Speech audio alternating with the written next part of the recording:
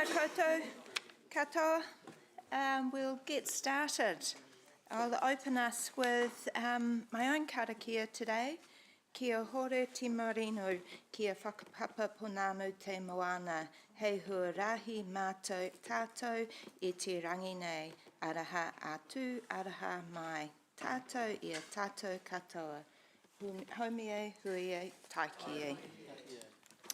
Okay, right, so just before I get on to the agenda, just to outline the focus areas for today's meeting, we've got our standard reports, of course, but we've also got the business continuity management update, the insurance update, the fees and charges internal audit, and of course I want to leave time for the PX items. I'd also like to welcome Carol to her first meeting. She's observing today, but she'll be coming on as the second independent on the committee from next meeting.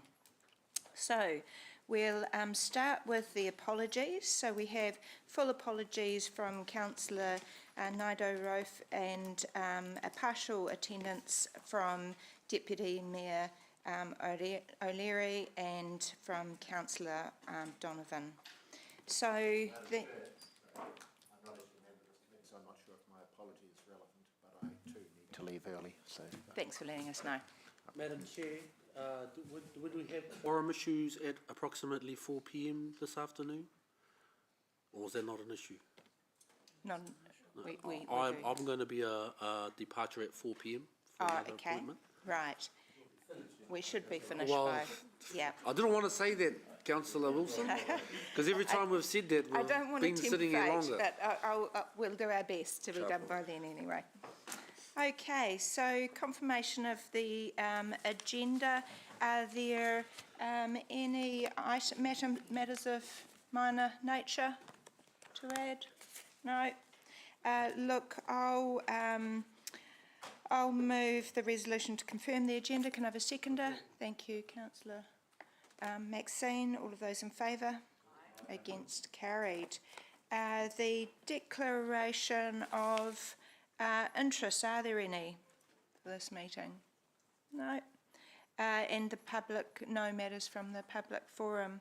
So let's go to item 5, confirmation of the committee minutes for the last meeting on the 26th of March. Were there any items of accuracy on those minutes? No? So we're happy to confirm those as a true and correct record. All of those in favour? Oh, sorry, I'll move that. Can I have a seconder, please? Thank you. I think Bruce's hand was up first. All of those in favour? Against? Carried. Right, so over to you, Lance. Thanks, Madam Chair. I'm not going to labour the report. It's pretty self-explanatory, just 2 points. Central Government Policy Direction, an executive update today. I'll be giving you a further update, not just on Waters, but the government made some announcements late last week on their infrastructure policy work program.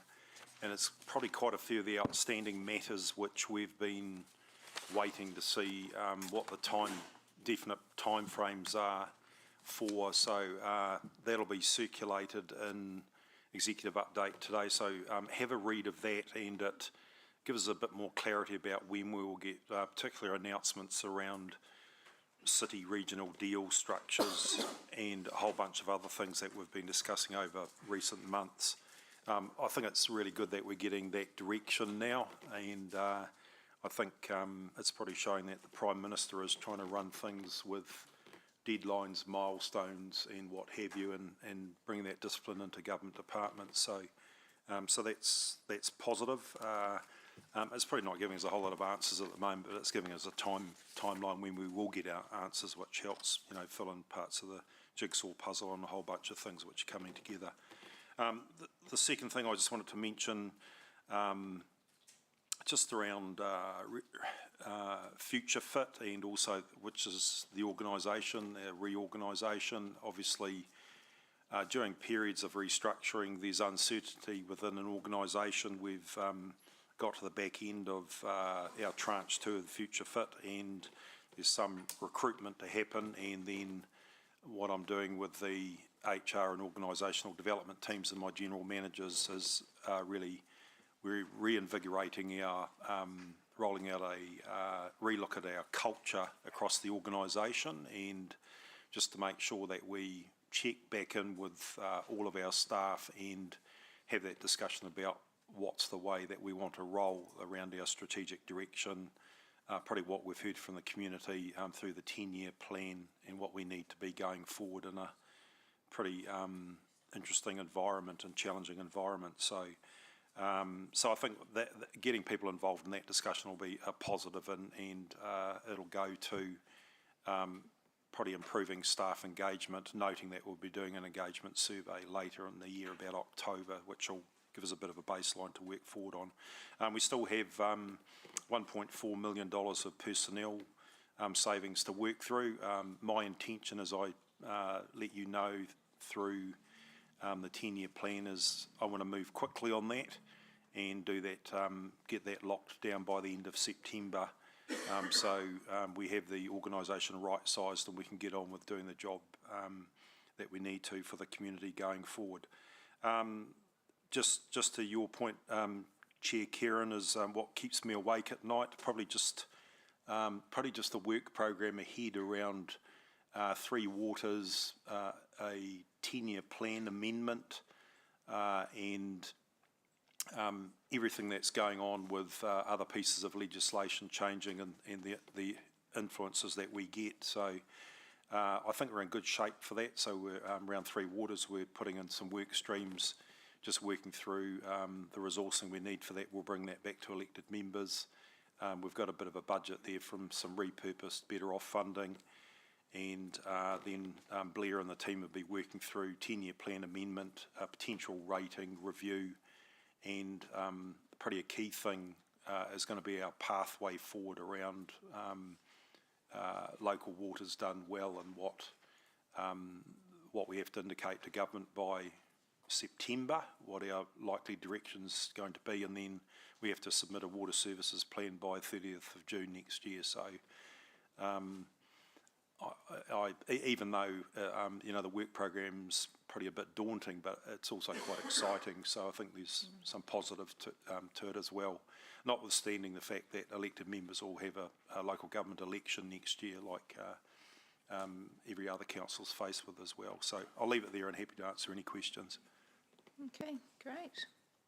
Are there any questions from the committee? I'm not seeing any questions coming up here. Am I on the right? Yes? Thanks, Lance, for your report. In terms of the additional 1.4, additional reductions, there was the 1.4 for personnel, but there was also the consultancy budget reductions. When will we, as elected members, see visibility over what that means in practice or practically for the organisation, particularly in terms of setting expectations around us asking for additional work or having capacity to do work, so that elected members have clear understanding of what the organisation's capacity is going forward? Yeah, I'll come back with an update on that. So we've actually budgeted for it, and we've sort of split it out between the groups. We've just done that for practicality purposes, and then if there's any particular implications that something can't happen, I'll let you know.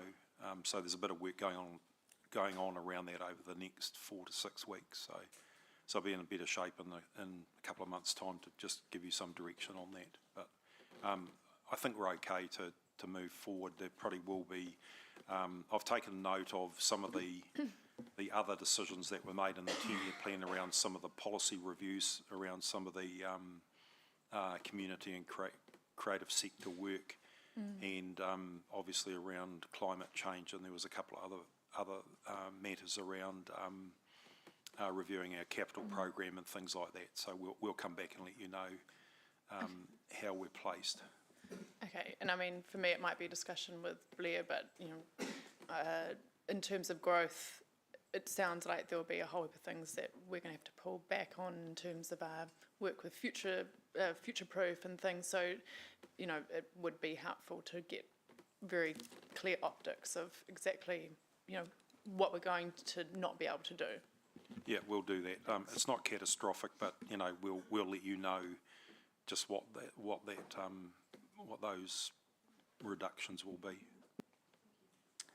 Okay, if there aren't any further questions, was that a question? Yeah, thank you. Thanks, Lance. In your report, you talk about the Māori ward by-election that we've got coming up, and it outlines the process really well.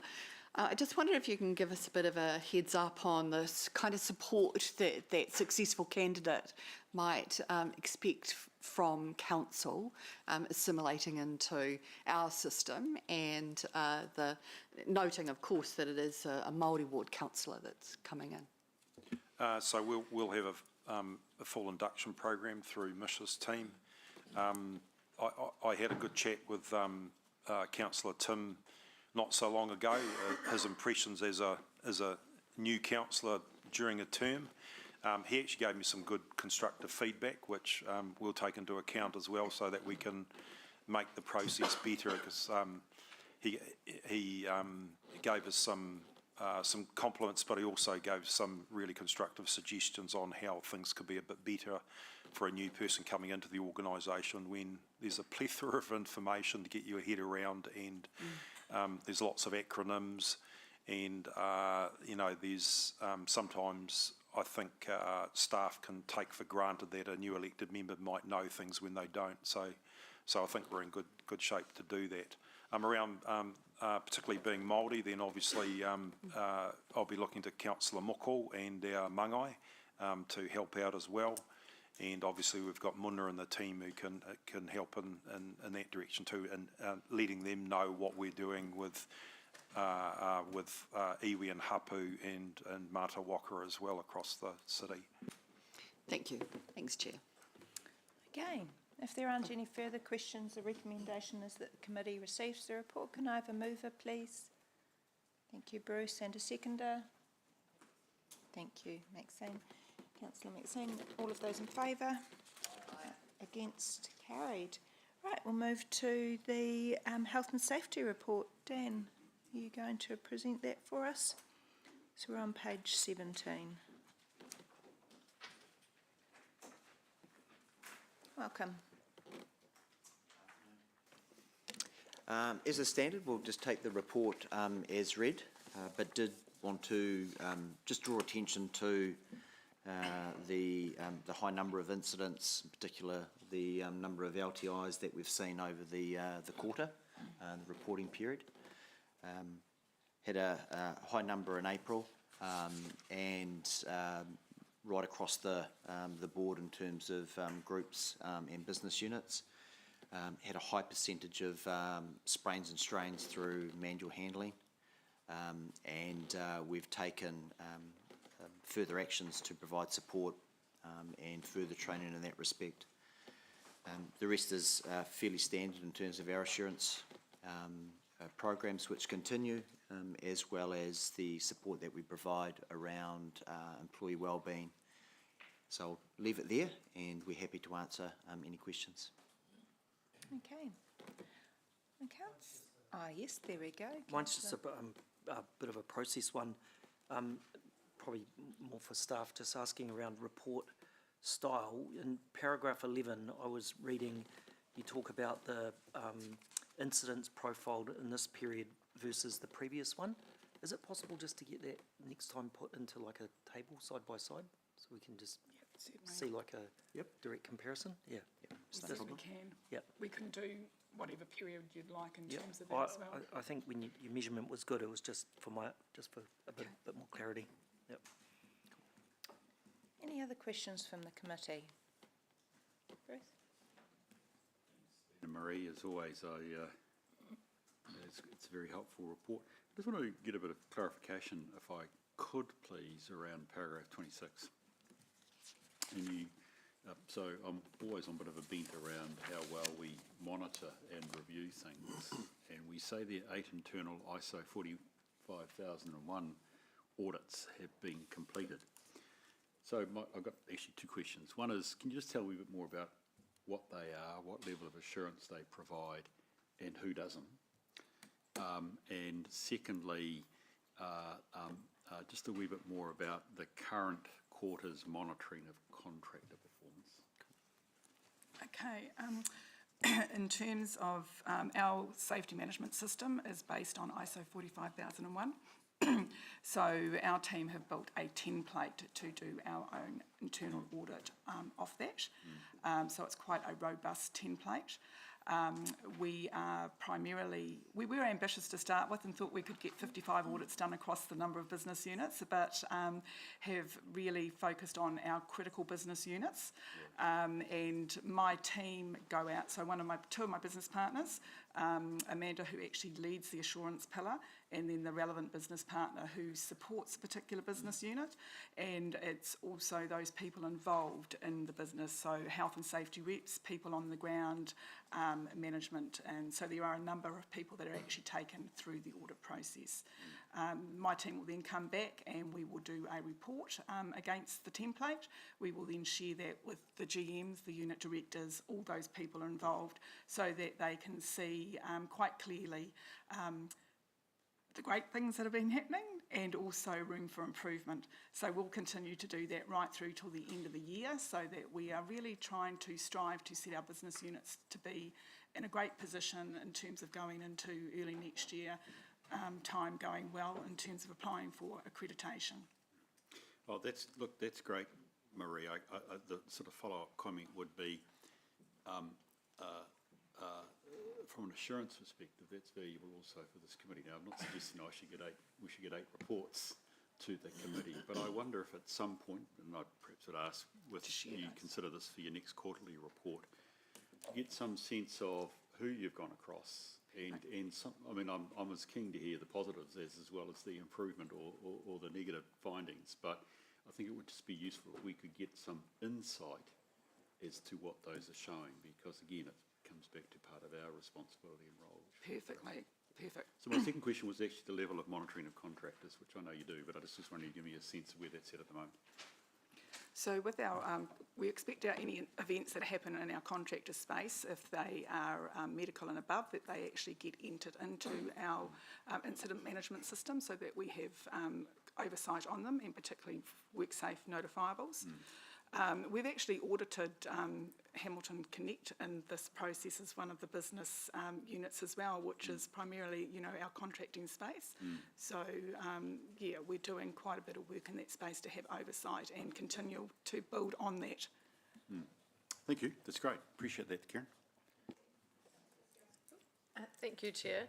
I was just interested, thank you for the report firstly, I was just interested in the increase in those lost time injuries, and whether, given there's been they've more than doubled during this quarter, is there a driver behind that, or drivers that you've identified or think may be the cause? It doesn't appear to be.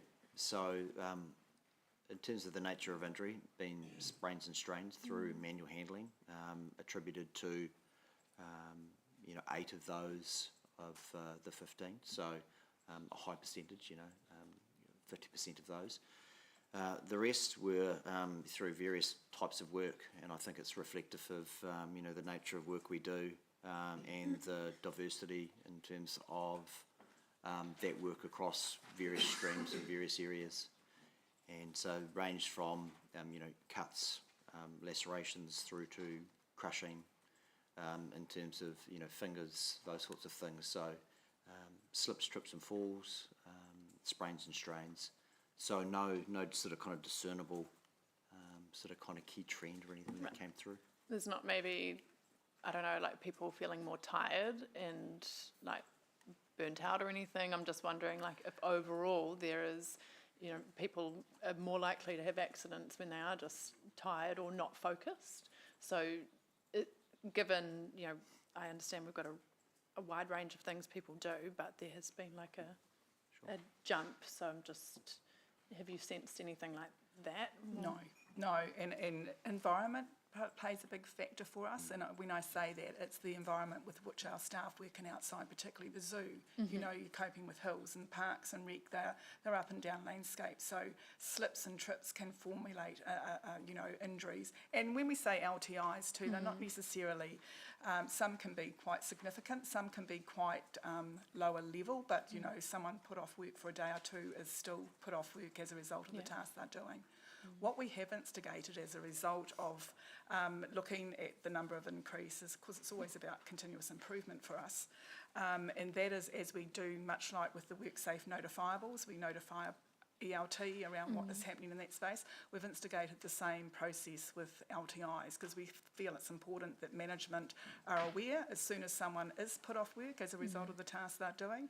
More importantly though, it's actually to support the individual themselves to make sure that they're actually getting the treatment they need to get back to work in a timely manner. So that's really, really important. So really endeavouring to raise the bar there, and also prevention. Promoting and getting manual handling programs in place so that our staff, particularly out front line where they are doing the manual handling operations, are thinking about actually how they're starting their day and what they're doing.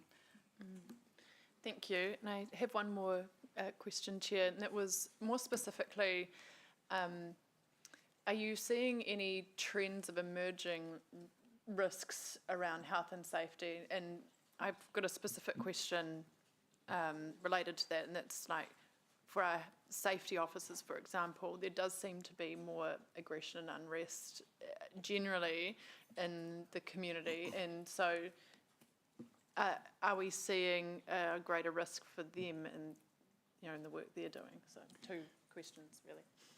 Yeah, so the risk is very much evident, and we have seen a number of events involving aggression through the course of our frontline staff. So it's not new, and look, I think it's reflective of where things are at in terms of the economy. All those sorts of things are causing those sorts of pressures, which manifest into some of those behaviours that we do have to encounter. So, frontline staff, whether it be in our libraries, our City Safe, dog control, again, right across our frontline services. Yep. And so the support we provide around those, around de-escalation, access through EAP, kind of buddying up when they go out onto some of those known areas and sites. And was actually had a good conversation at ELT when we presented our monthly report just this week around some of those things. So, In dog control, I mean, we're hearing there's more behaviour issues too, right? So. Yeah, they that particular area, we profiled that actually a few months ago at our one of our our Safety Governance Committee meetings. Very insightful. They do amazing work, and but they certainly get exposed to a number of high risks, critical risks through the course of that work. Yep. Through the chair, I just want to shout out to our frontline staff. They do an amazing job. When we had the ELT review of some of the details, some of the behaviours out there are not nice at all. And we have trained our staff really well to de-escalate, walk away, etc., etc. But the type of behaviour that our staff are facing is not a good look on the city. But just to really shout out what great people we have in those activities managing for the public's benefit. Maxine. Thank you. Dan, you mentioned EAP. We don't seem to get any kind of oversight over that, but presumably there's reporting back to you and your department. Are there trends in there that we need to be aware of? Certainly in the uptake of the EAP, or the issues that are being highlighted through that for action at all? So yes, we do report on EAP through to ELT at a very high level. Right. Yeah. There's quite a variance as to reasons why people to go, but I did notice in this particular monthly report, depression and anxiety was great. Unfortunately, we don't, because the information is confidential, we don't get to know whether that's caused through work or personal life, etc. However, EAP is getting utilised. What council is doing well, though, is we also utilise VTE. Now, VTE we tend to use for our higher risk events, if there's a major event, and that's a response to that. But council over the last 12 months, 18 months have brought VTE on site regularly on either a weekly or a fortnightly basis at a number of our sites. And people are having great conversations and meetings informally with these councillors on site, and I think that is working very, very well as well. It's a really good balance. And you, if I was to provide some stats for you on EAP, you might think, well, it's not getting utilised that much. I think the reality of using VTE on site is really hitting the mark. Okay, thank you. Thanks for that. And one last question from me. Page 18, your table on your work streams, it's great to see all those 100% screens there. So what's the plan for next year? What's the plan for So next are these work plans, are they on the financial year or the calendar year? Presumably the financial year, is it? Yeah, the work streams took effect when we did our safety reset, probably going back a wee while, but certainly the work that we have been focused on has been enduring, and so there will be an opportunity for us to refresh those strategic programs and introduce new ones, and so that's what we would look to bring back to this committee in terms of resetting our future focus. So there'll be another opportunity to do that. Great. And hopefully that will be with ISO 45001 accreditation. Yeah. Okay. Right, I don't think there are any further questions. So the recommendation is that the committee recommends that council receives the report. Can I have a mover? Thank you, Councillor Mark, and a seconder. Thank you, Councillor Moko. All of those in favour? Aye. Against? Carried. Thank you very much. Right, we'll move to page 30 and the risk management report. Mish is going to take us through that. Over to you. Thank you, Madam Chair. There are 4 things to note in the report. One is the movement of strategic risk 7 from high to medium. That's assessment's been made because of the current market and economic conditions that the country is experiencing. There are 2 updates noted for organisational risk 3. Damage to the Pukete wastewater treatment plant, and also an issue highlighted at the Willoughby Street closed landfill. Those are detailed further in paragraph 73 and 77 of the report. And the final one is the Lake Taupo water levels, which is also detailed in the report. But Madam Chair, I'll leave it there, and if there are any questions, we have relevant staff in the room who will be able to assist. Okay. Any questions from the committee? None showing at this stage. Yep, Councillor Moko. This question is more focused at the lake levels in Taupo. What is the, I think I've just socialised a email to a couple of our GMs just on this, but what is the risk to us, Mish, around Taupo lake levels, or somebody? Got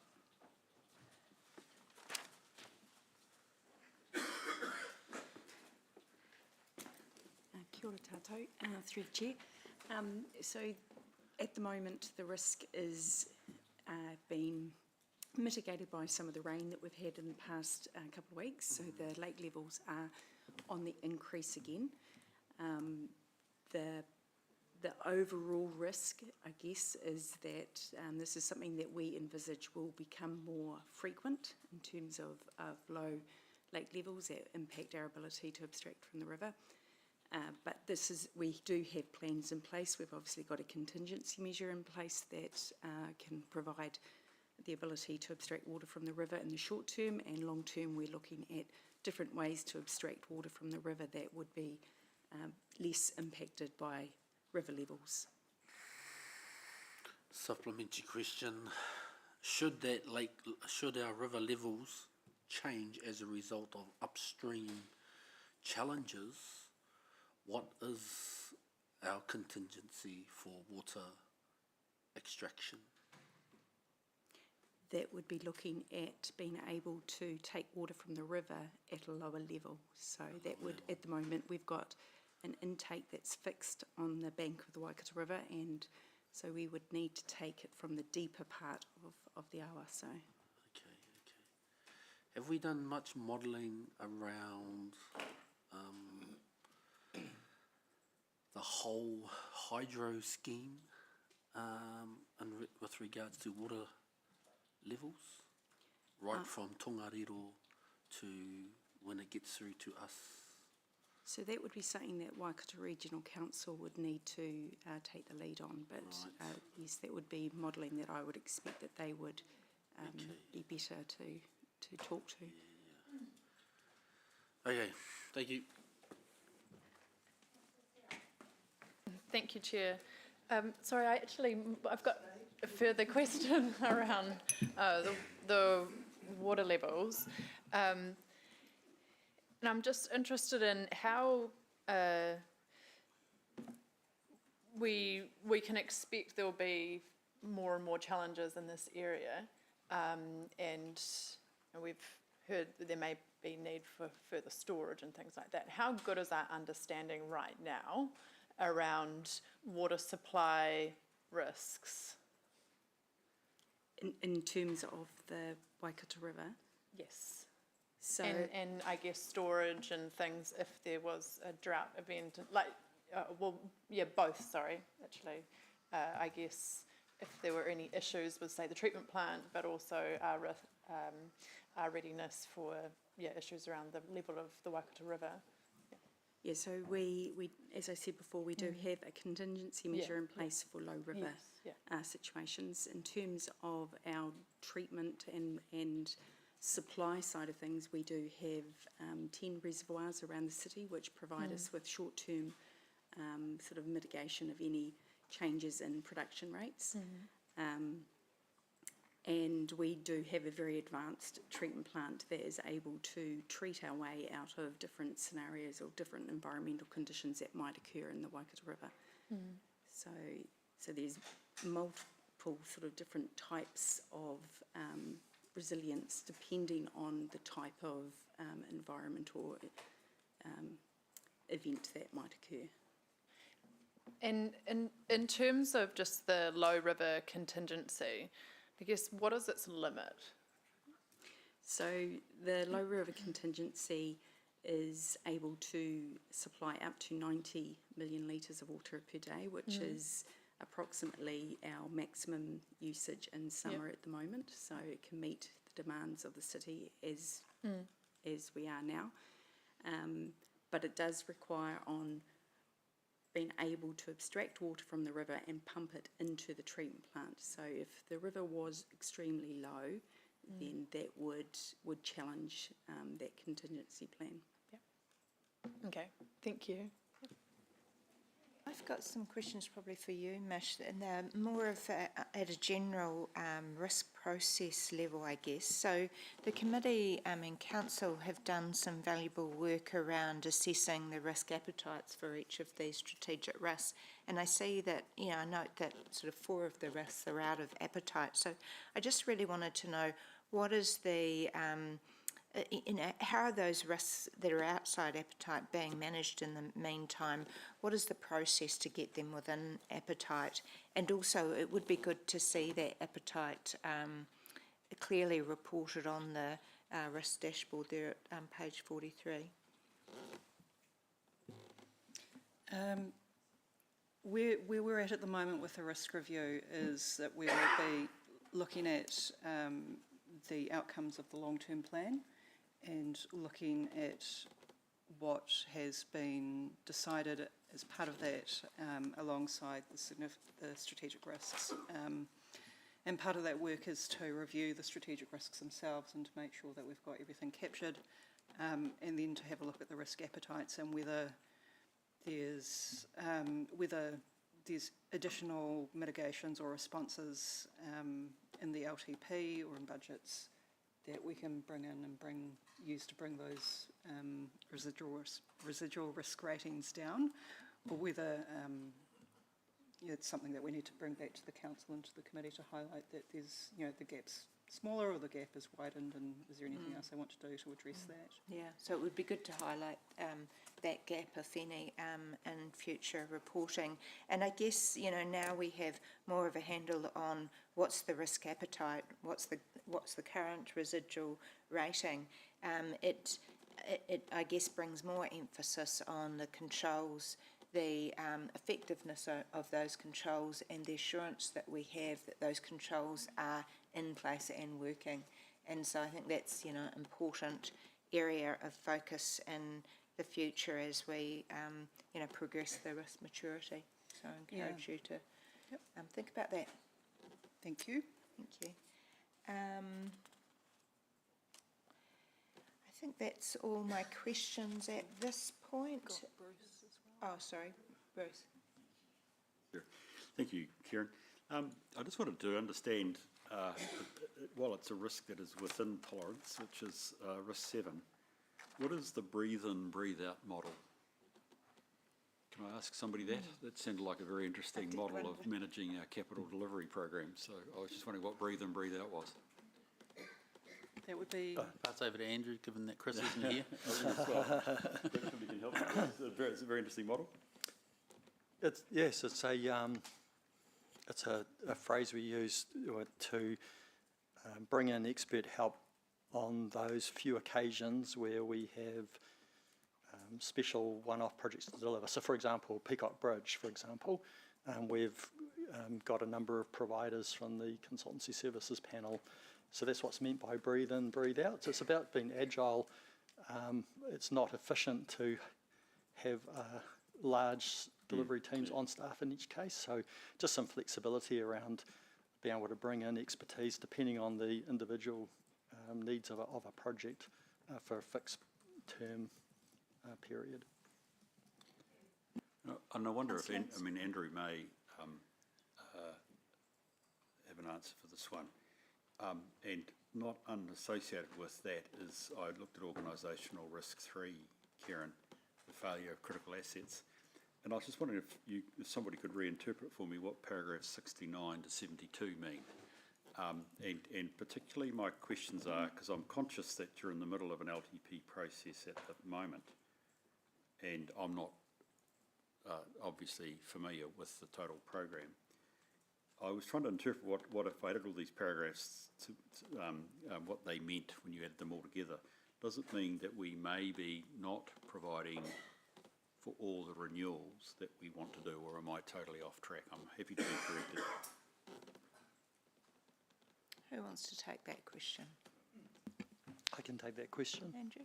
So specifically for renewals, so staff have made the recommendation through the LTP in relation to the renewals requirements. Through the development of the LTP, elected members, though, talked about risk appetite. And so there was a discussion about providing additional budget for renewals, but I think from memory, ultimately when the decision was made to stick with the staff recommendation. So I think it was a good and healthy conversation around perhaps accepting a lower risk appetite. But ultimately the decision was made to run with that staff recommendation for renewals. Right. Thank you very much. Appreciate that, Karen. Thank you, Chair. So one last question that was just following on from this morning's workshop and discussion around the climate disclosure and things. Would it be possible for us to have some further understanding of the scope of the program, what can and can't be achieved with current resourcing over the next 3 years in regard to that risk assessment with say, in time for our LTP amendment. Yeah, perhaps we'll take that as a staff action. Yeah. Okay, thank you. Okay, thank you. Right, so the recommendation on page 30 is that the committee recommends that council receives the report. Can I have a mover for that recommendation? I'll move it. Can I have a seconder? Thank you, Bruce. All of those in favour? Against? Carried.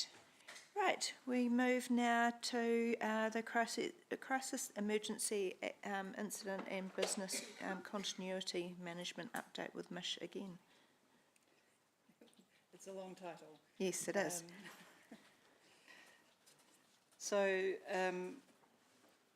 Just to pick out a couple of things from the report, the business continuity management framework, it's divided into a few different streams. So we've got the organisational BCM framework, business impact analysis, business continuity planning, and then at the end of that we've got testing, reviewing and monitoring. The report goes into some detail about where we're at with those various work streams. The organisational BCM is under development.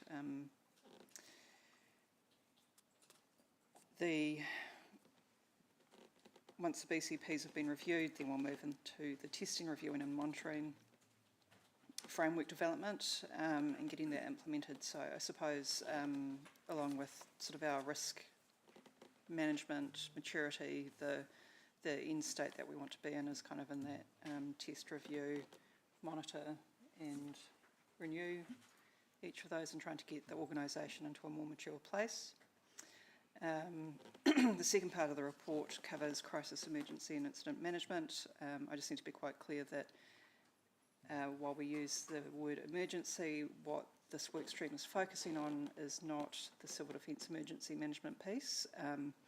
Very much works alongside and hand in hand with that, with Calvin and his expertise.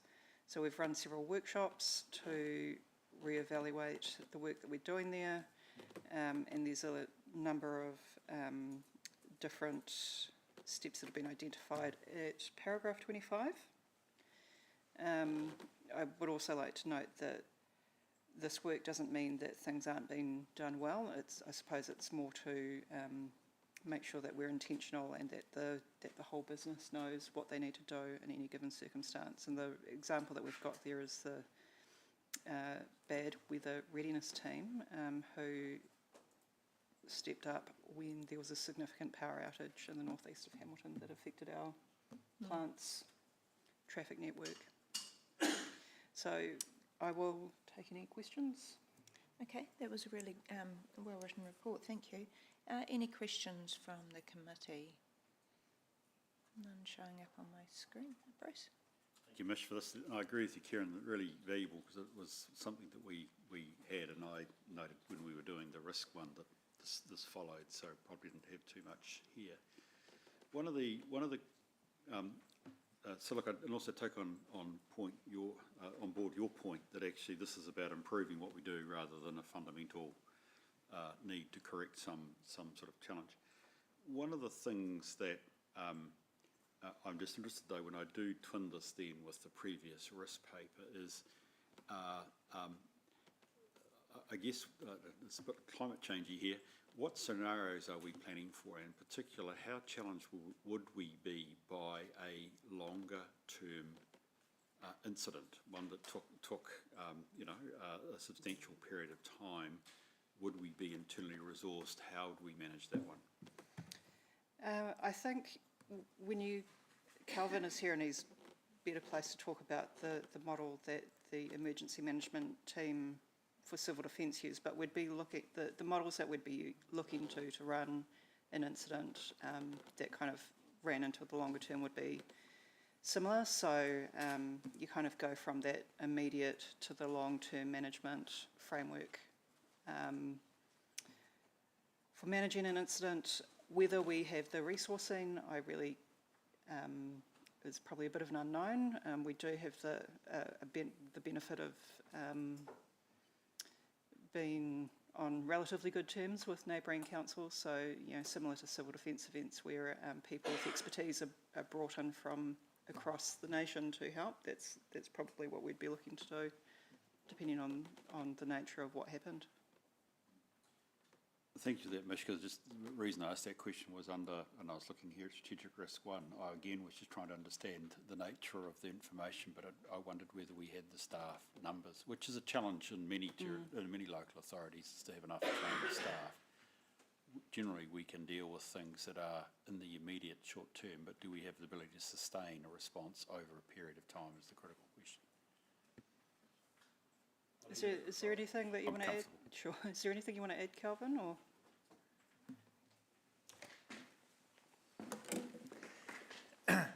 Thanks. And through you, Chair, we operate on a process of our expectation, and it's a civil defence, in my view, been little change in a other type of emergency. We would be planning to be able to be self-sufficient for up to the first 4 days, at which case then we'd be looking for surge capacity support from elsewhere around the country, from our neighbouring councils and elsewhere, as we've provided support elsewhere under their times of crisis. And then we're with our help of our neighbours. Got it. Through the chair, I just want to chip in, if that's okay. I mean, it's not only about resourcing, it's about capability and education and technology and the tools and resources associated with that, and the readiness and having regular tests in terms of what we can cover. So resourcing is one piece, but the piece of work here is about the whole universe, if you like, of being mindset ready as well as resource ready.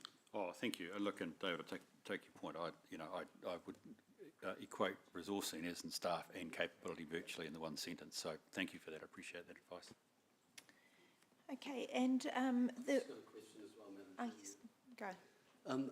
David, I wonder if you could expand more to help our colleague to, depending the status of an emergency triggers all sorts of statutory responses, including access to national funding pools. Could you expand on that just so that that's clear? Or maybe Kelvin's better qualified to... Kelvin's probably...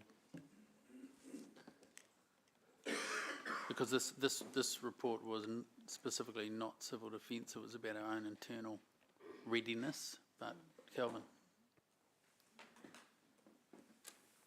I can talk on the civil defence componentry, which is whenever we activate, if it's for a welfare-related purpose, all of the welfare expenditure is recoverable from central government.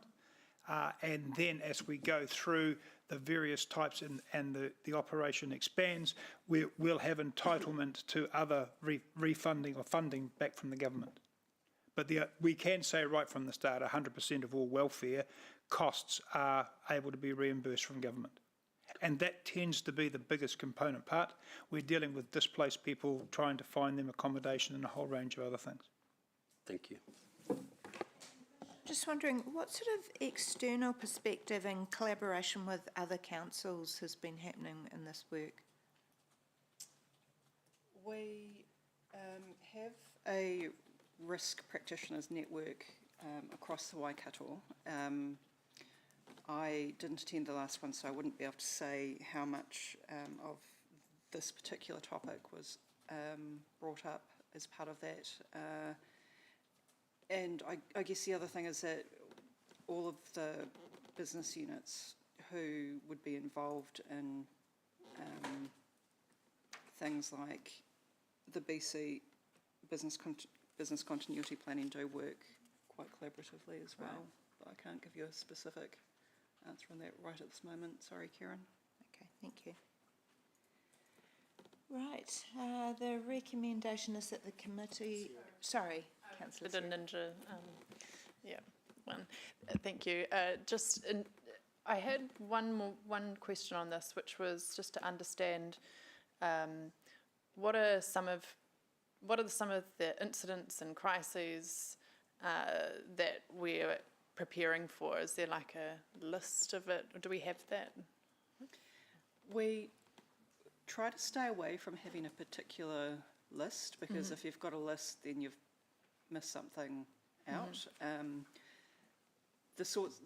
I suppose the most recent and largest example of incident management was the COVID pandemic. The latest one was the power outage that we had in Hamilton.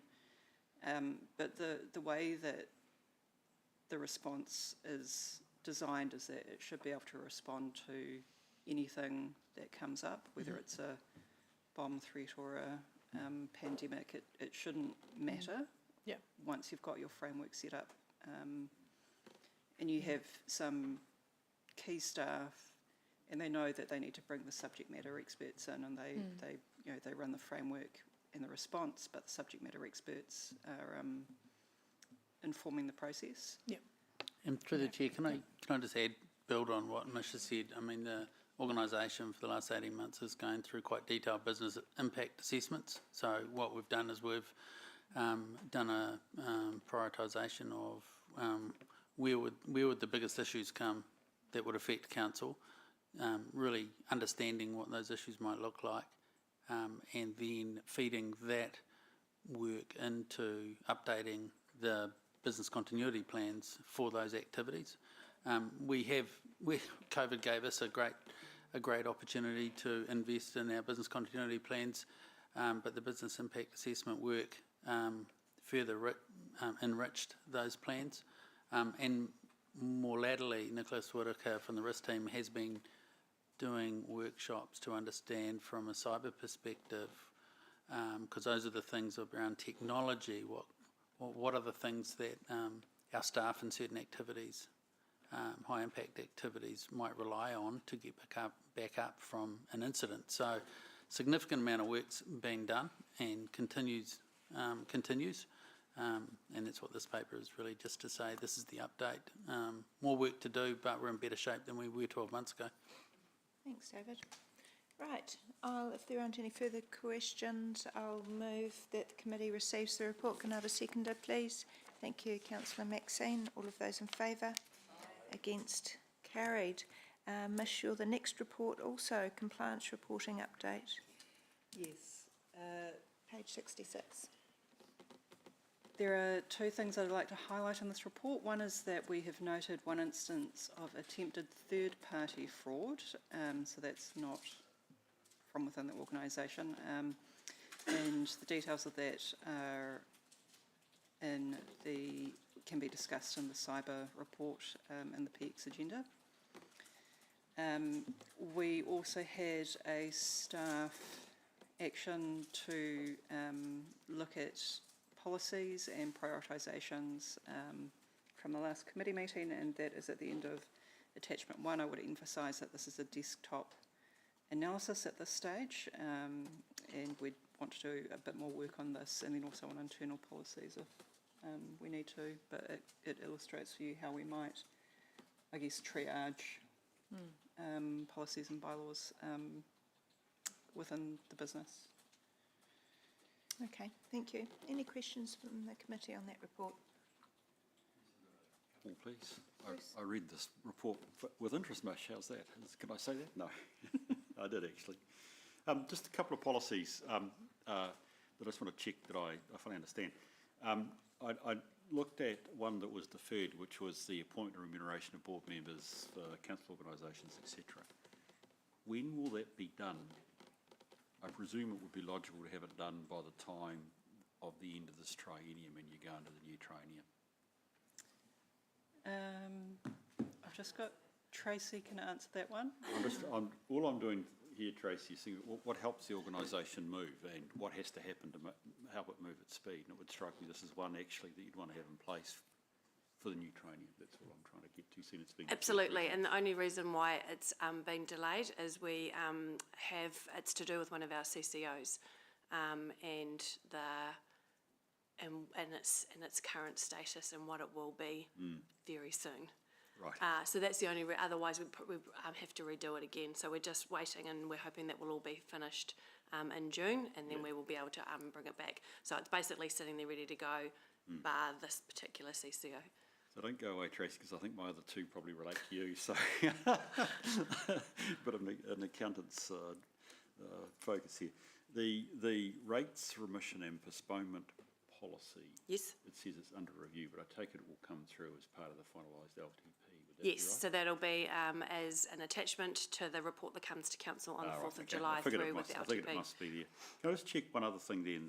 Gee whiz, I can't find it now. There was one here that was proposed, which was around debt management. Can I just, we should have a liability management policy anyway, so just was wondering what this was. Is this an update of that? It's it's actually being rewritten, and that's part of the piece of work that KPMG are helping us with at the moment as part of their internal audit.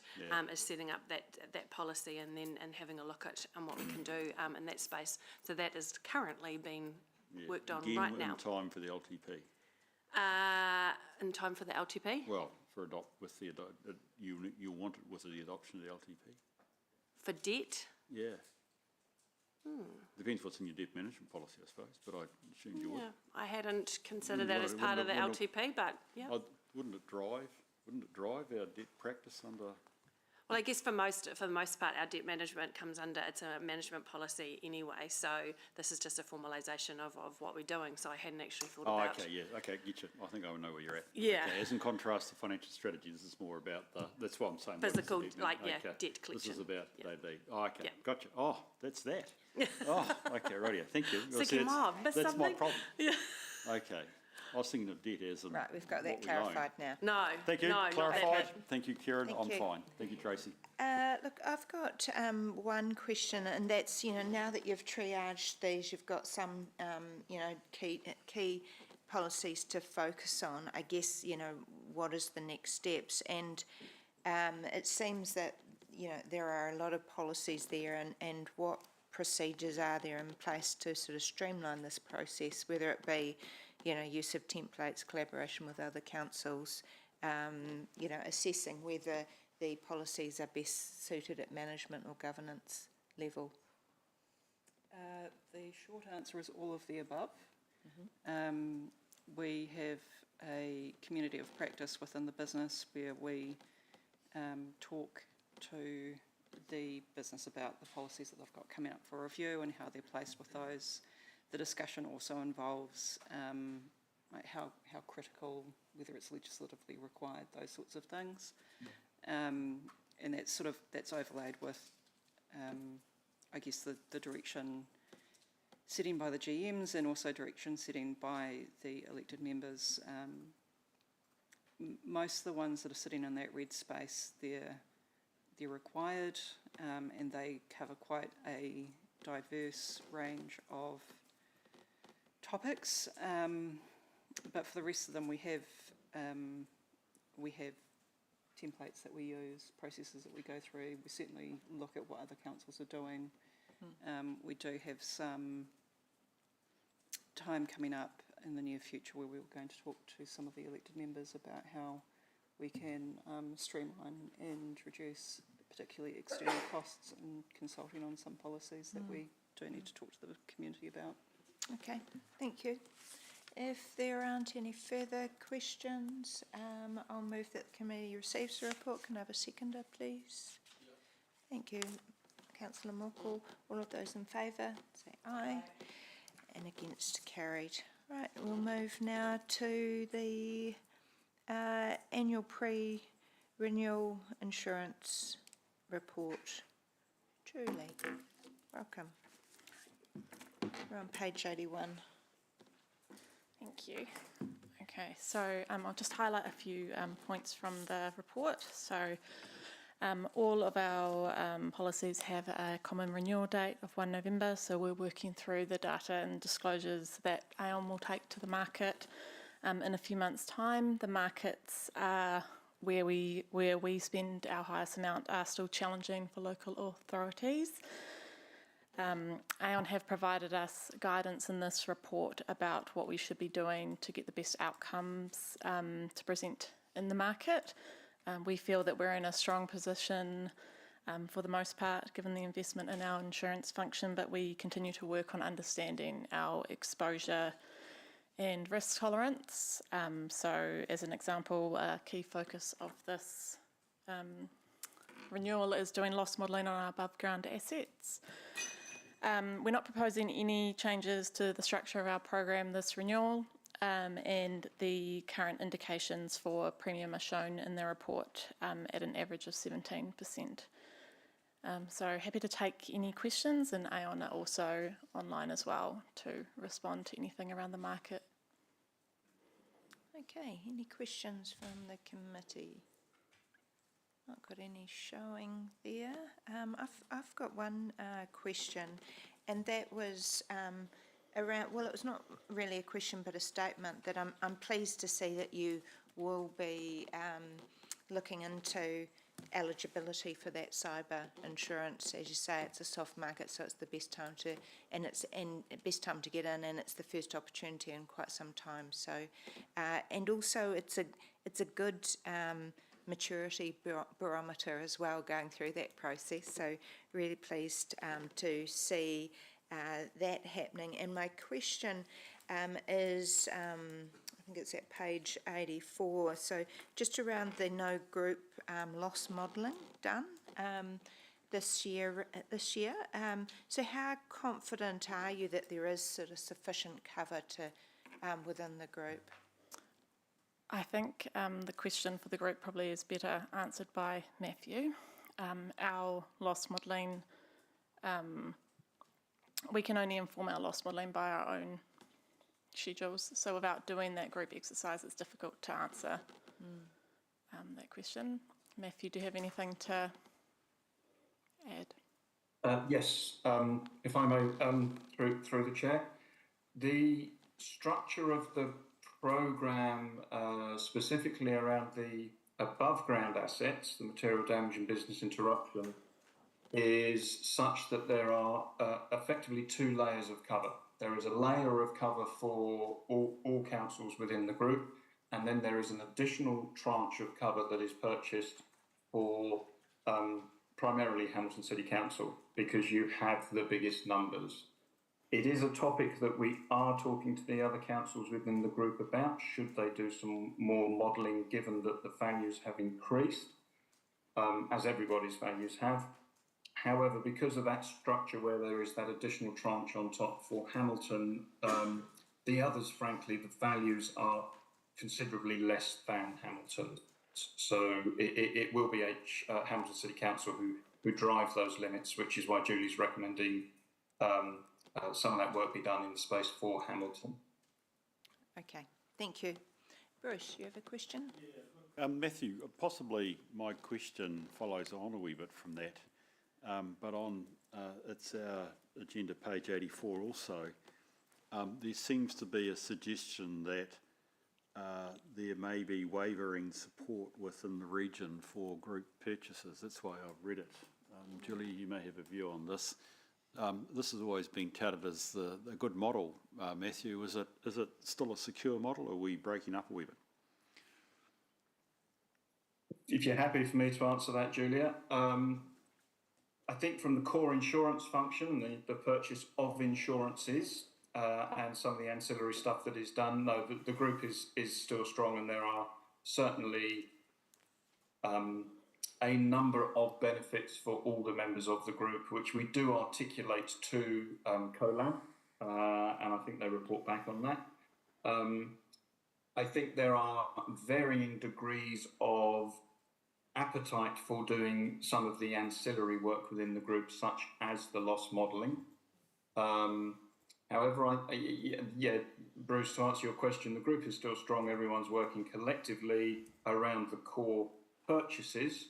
But sometimes some of the ancillary stuff, other members of the group may not have the same appetite for doing it as a larger council such as Hamilton. That lack of appetite for the ancillary doesn't ultimately affect our position as Hamilton City? No. Okay. No. Hamilton City Council, by doing the work they are doing, are refining their risk profile constantly. And when we go to the market, because Hamilton and possibly one or two of the other councils who are the other significant asset owners drive the outputs of the market. So the more that Hamilton is doing, the better the result that Hamilton will get. Okay, thank you. Appreciate that. Thanks, Matthew. Thank you, Bruce. Councillor Sarah. Thank you, Chair. Just in terms of the loss modelling, again, just going back to LTP, did we completely take out that budget, or did we just reduce it when we cut the consultancy fees? I remember, I think we just took it out. Took it out. So Yeah. was that for the whole of the LTP? I believe so. I need to come check. Do you remember, Tracy? Yeah, it's all gone. Okay. So it's an issue. Yeah, that's... It's no longer a risk. Yeah. So just, I guess the report kind of touches on essentially is the core risk there that we potentially don't end up setting our insurance at the right level in terms of what the value that we insure for if an event occurs. That's correct. So we need to go back and think about how we're going to deal with it. Okay, so, will that be that will be something that comes back again? We need to come back to the assume? Strategic Risk Insurance Committee with that topic specifically. Interesting. Thank you. We'll mark that as an action item. Thank you. Right, if there aren't any further questions on that report, I'll move that the committee receives the report and notes the market commentary and approach for the 24-25 insurance renewal. Can I have a seconder for that? Thank you, Bruce. All of those in favour, say aye. Against, carried. We got Audit New Zealand. They've been asked to come over, but Tracy's just asked if we can do KPMG. Okay, yep. So the next item is the Audit New Zealand update, but they're not with us at this point, so I think I'll move to item 13 on page 137, and then we can come back to item 12.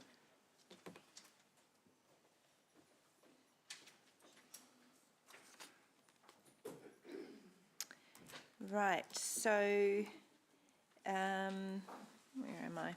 Yep, so welcome Tracy and Sarah and also KPMG representatives. I understand that Sarah will be presenting today. Welcome. Tēnā koutou katoa, ko Sarah Vaz aho. I'm the accounting manager and I'm here to present item 13, the KPMG update for the internal audit program. So welcome Benita and Ash. They're here to present an updated audit plan since the last committee with the addition of the requested communication integrity review. And there is fees and charges for resource consent report attached, which overall the key findings are positive. And the procurement maturity assessment is currently with management for review. So I'll pass over to KPMG. Thanks, Sarah. For you, Madam Chair, so the internal audit plan, which is first up in the update paper, the change from the last committee meeting is the addition of a communications related review, which we have now considered, and you'll see that included in the plan. The detailed scoping, however, there is an indicative scope in there, but that would be subject to more detailed scoping discussions once we're about to kick that off. So that's the update on the internal audit plan and before the committee for approval of the plan. Are there any questions? Yes, Bruce. Thank you, Kieran. G'day, Benita. Thank you for your report. Love it. It's already helpful. I just wanted to, my attention went to your very thoughtful piece of work of aligning our enterprise risk with the work that's actually being done or proposed being done through this work program. So consequently, I was looking over the 3 years of work, and I looked at, I'm on page 149, and subsequently I will be on 151 of our agenda, which relates to the failure to deliver on growth, political changes which negatively impact on the strategic direction, and on the subsequent page, failure to provide for safe and healthy work environment. I had just wondered, given the absence of work, particularly in those first two strategic risks, were we missing a trick? In other words, was there something that should happen there? And I just wondered whether you had any views on that. And with the health and safety one, I could ask a similar reason, but then perhaps that may be a broader discussion about how I mean, this is a KPG, internal audit sort of type process, how else we gain insurance over the 3 years. So those are my questions, please. Do you want me to answer? Yeah, go for it. So your first one, so I guess to be fair, Bruce, this internal audit work program was put together with a combination of workshops with ELT on what they wanted to do, as well as obviously advice from KPMG themselves. And what you're seeing in front of you has already been through a committee twice now, as far as what we've got planned for the next 3 years. To be fair, there's probably a combination of there's always going to be a lot to do in all of these areas, combined with a very small budget and in a time frame. So as each of these pieces of work that we've actually chosen are quite chunky in their own right. So yes, definitely hear what you're saying. I guess what we've done combined as a management team with KPMG is put together what we think is important for the next 3 years. Okay, look, that's cool. As you say, it has been to the committee prior. Yeah, okay, look, I'm happy to accept the prioritisation, and we will never have enough internal audit insurance. So I accept that, and I don't have any trouble with what is proposed. So I'm just being greedy, wanting to have my cake as well as, well, eat my cake as well as have it. So that's no worry. Thank you for that, appreciate that. Okay, no other questions, but I do have a question just on that procurement maturity assessment. So the report's been drafted, but it's not been put in the committee papers, given that management haven't had a chance to respond to it yet. But are there any red flags that we need to be aware of at this stage in that report? David can answer that. David wrote it. From what I read, no. There's a whole lot of opportunity to look for improvements in the way we procure, and that's why we're setting up a procurement task force, just to look at how can we simplify and look for opportunities to improve. Okay, thank you. If there aren't any further questions from the committee, and I'll just check there are no further questions on the fees and charges internal audit. No? Okay,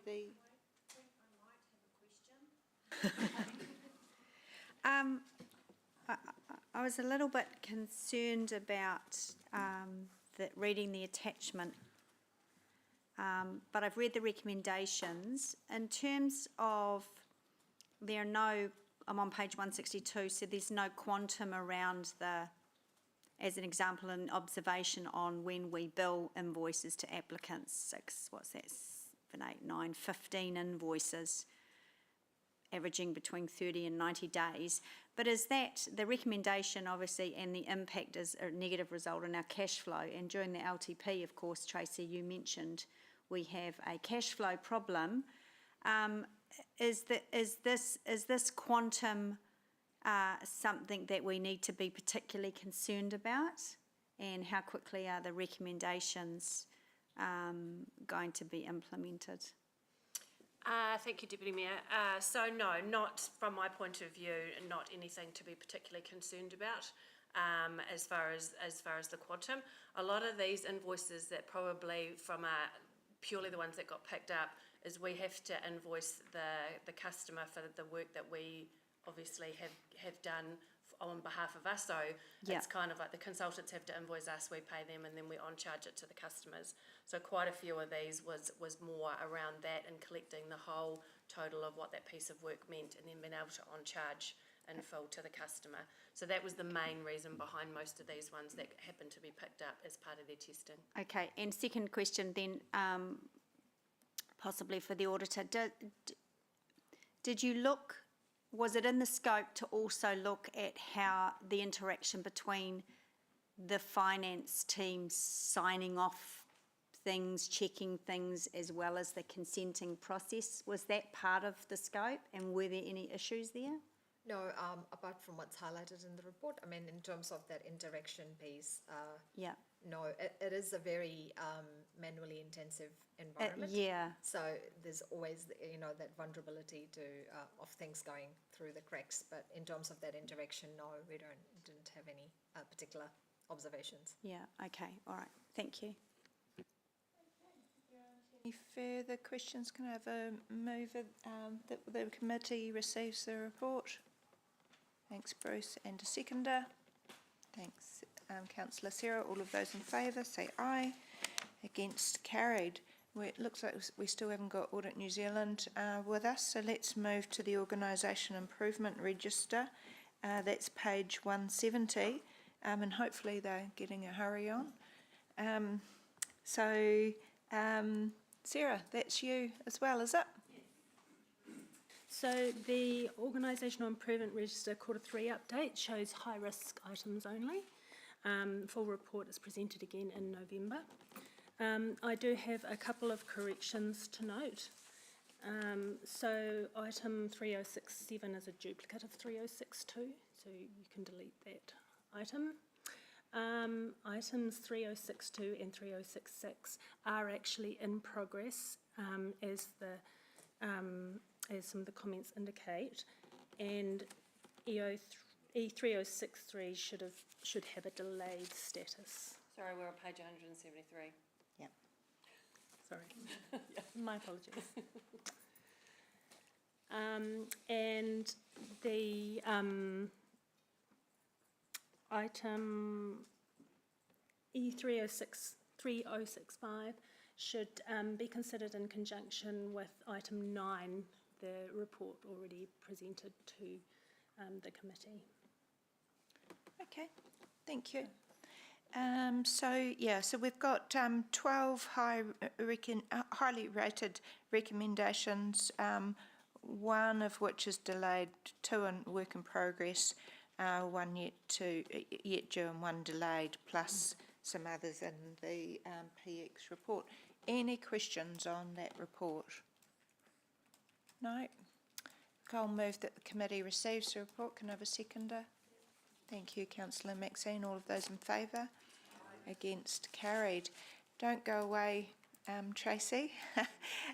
So, look, apart from the last resolution, that's the only item, the Audit New Zealand is the last item on the public agenda. We would normally have a comfort stop between this and PX, so I propose that we'll take 5 minutes, reconvene, we'll do item 12, and then we'll go into PX. But actually something that I was going to do at the end of the year-end prep was to thank you very much, Tracy. I think this is probably your last track meeting, so you've been a familiar face, I think, all the time that I've been here, and I've really enjoyed working with you. I think that you've really added value to the organisation, so thank you very much for your service to this committee. Thank you. Okay, we'll have a 5-minute break.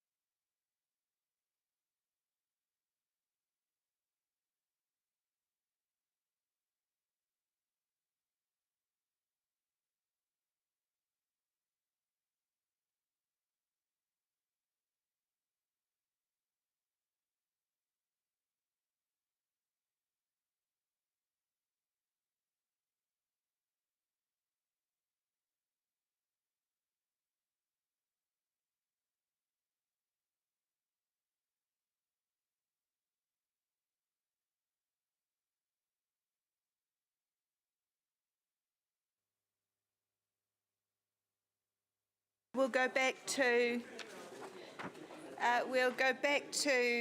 item number 12. We are at page 94 of the pack. Over to you. Back to you, Sarah. Thank you. So there are two audits currently underway. We've got the audit of the long-term plan document and the prospective financial statements, and the audit of the annual report. So we're going to speak to each of those separately. So to the long-term plan update. So we're working closely with audit to get that finalised. So the final prospective statements were delivered yesterday in accordance with the agreed timetable. We have indications from audit through their work thus far that we are expecting a clean audit opinion.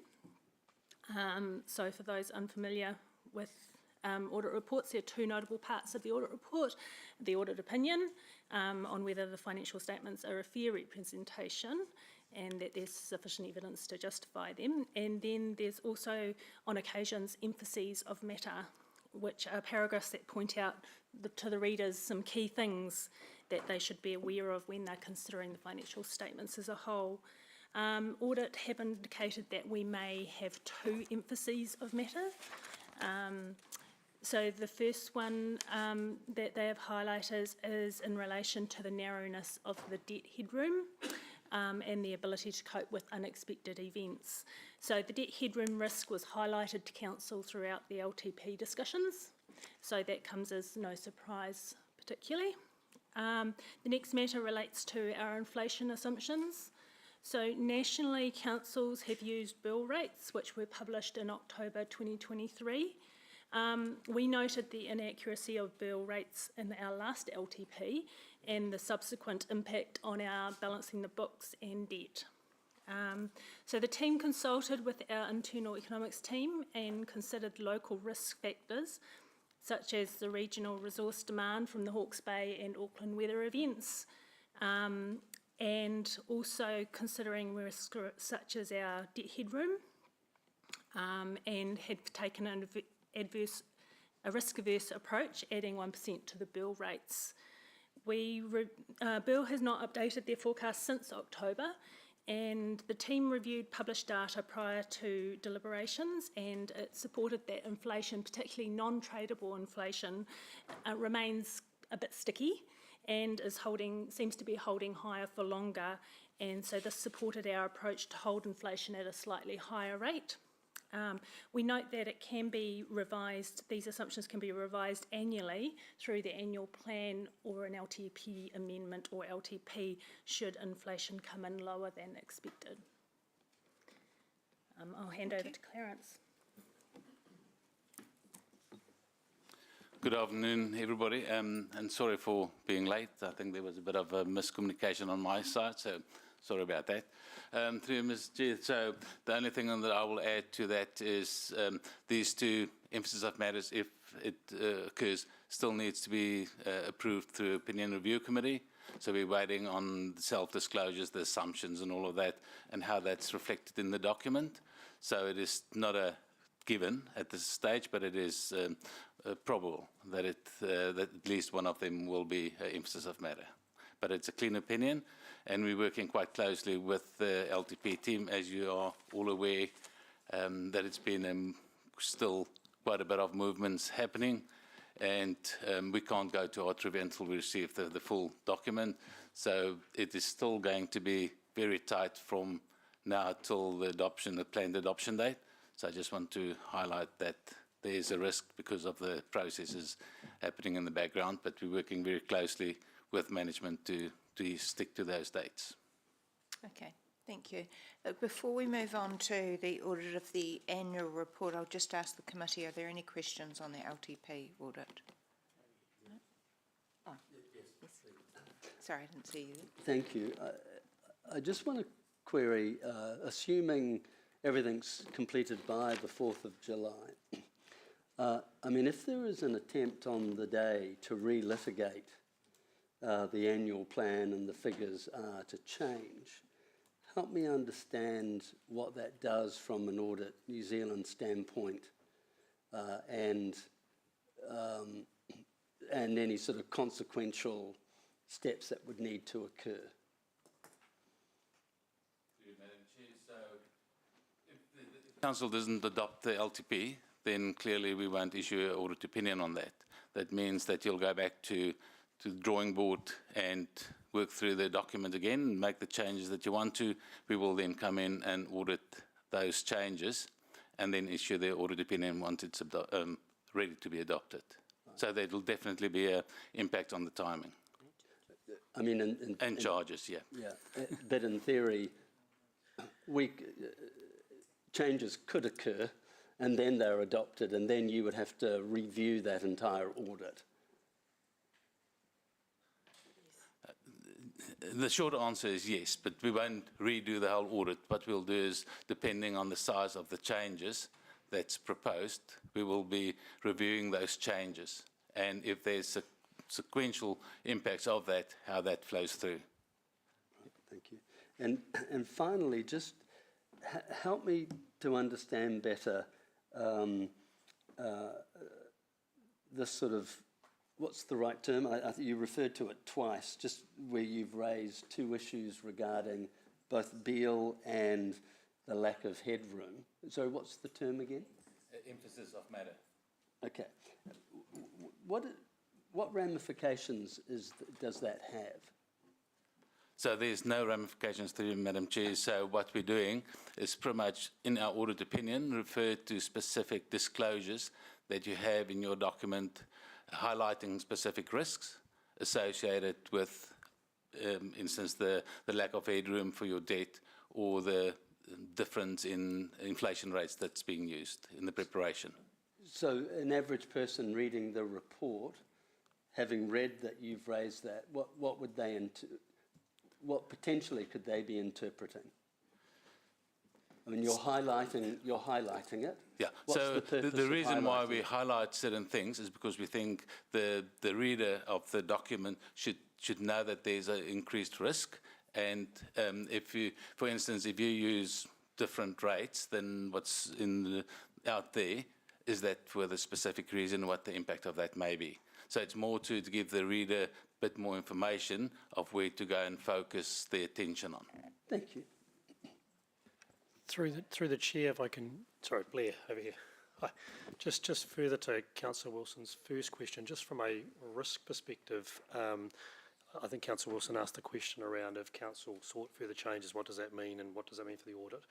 We provided a lot of advice to the council through the process around the implications of a delay in adopting the LTP at the 4th of July, which really spoke to depend on, council must adopt by 30th of September, that was in terms of the Waters Amendment legislation, but there are quite wide-ranging implications and risks around setting rates, cash flow implications from that because you would actually miss your first rate strike, the workflow implications as a delayed LTP then runs into a year-end process and year-end audit, as well as all the other consequential impacts in terms of the work program. So there was quite a comprehensive document provided to council. Right, let's move to the annual audit. Thank you. So just before I start, on page 95, it should read the 2024 annual report instead of 2023 annual report. So I will just refer, mainly speak to the two attachments, the engagement and the audit plan. So the engagement letter encompasses the standard terms of engagement with Audit New Zealand. There's no issues noted there. We have continued with the open book exercise with Audit New Zealand to continue to identify and drive efficiencies by all parties, and we've had some constructive discussions. We have just received the fee letter, but it didn't arrive in time to attach to this committee's papers. The audit fee indicates a rise in fees of 20% for 2023-24, and it mostly relates to the increase in recovery rates set by the Auditor General, as opposed to any change in hours. Due to time restraints, we propose taking the fee letter to Council for the 4th of July meeting to request a recommendation for the Mayor to accept the proposal. Are there any questions in relation to the engagement letter? Just before I open it up for questions, sorry, I'd understood that we had a fee letter out to 2025.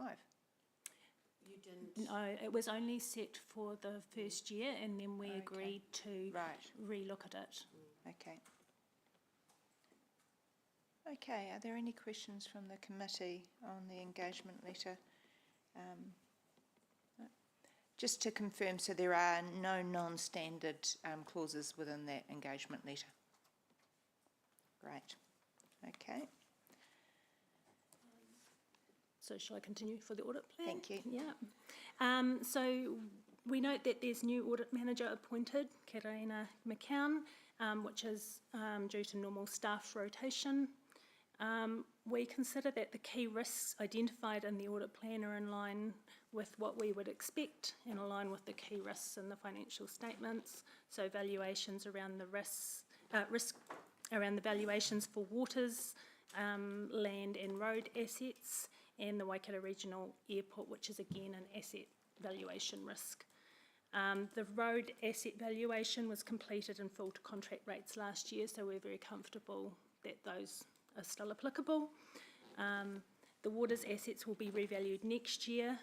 We've completed a review of those asset values and are comfortable there's no material variance in fair values in the current year. Then there's risks in relation to capital WIP. So this is mostly to do with items that are in use at year end, but we haven't yet capitalised. So we do book depreciation on those assets, but it's quite a process for audit to follow that through and understand that process. So there's nothing further that I would want to add. Clarence? I don't think there's anything. You summed it up really well. And when you compare the revaluations, it is an area of focus just because of the quantum of the dollar values as well as the judgments going into the revaluations and the fair value assessments. There's also, in the audit plan, we have highlighted the non-financial performance measures that we'll be auditing. There may be there's one change from prior year, which is the response times for wastewater things instead of customer complaints. Otherwise, it's very similar to last year as well. From the committee, Bruce? I'm very glad to hear about the open book process and the efficiency. Thank you for that, Clarence. That was certainly something that when you last spoke with Ken and I, we were keen to see happening. So that's, congratulations. I'm glad that that's actually happening. With that in mind, I'm also appreciative of the management response to those key areas because they strike me as the key areas as well. Having done the fair value assessments, I guess, Clarence, the critical thing is, you may have already, but I take it that must be priority for Audit New Zealand to clear off so that we know we're not seeing with the revaluation. Is that correct? Madam Chair, yes, that is correct. Just to try and bring that forward as quickly as possible and to review that. Just to check, and I'm asking really probably a question for my comfort here, Clarence, is there any chance, if there was any significant movement in rates and assumptions used in that fair value between now and the opinion, we'd have to go to a revaluation? So, through you, Madam Chair, there's certain times where you can use the fair value assessment to book the movement. We don't need to do the indexing. Yes. Yeah. So we'll first go through that approach. Also, I think the higher risk is with the Three Waters that's been revalued 2 years ago. Roading was revalued last year with a lot of detail based on your newest contracts. So if there's any risk, it will be on the Three Waters, and that one's already been repaired. Okay, brilliant. That's fine. That's keen to know that. Thank you. Appreciate that. Thanks, Clarence. As I always do, the proposed timetable fits in with the committee and council dates, and Clarence, you're confident you can deliver within those timeframes, allowing enough time for papers to be fed into the system prior to meetings? So thanks for that question. Again, we have the people available to do the audit. It is a two-way street. If we get the information like we normally did, then definitely we'll do that.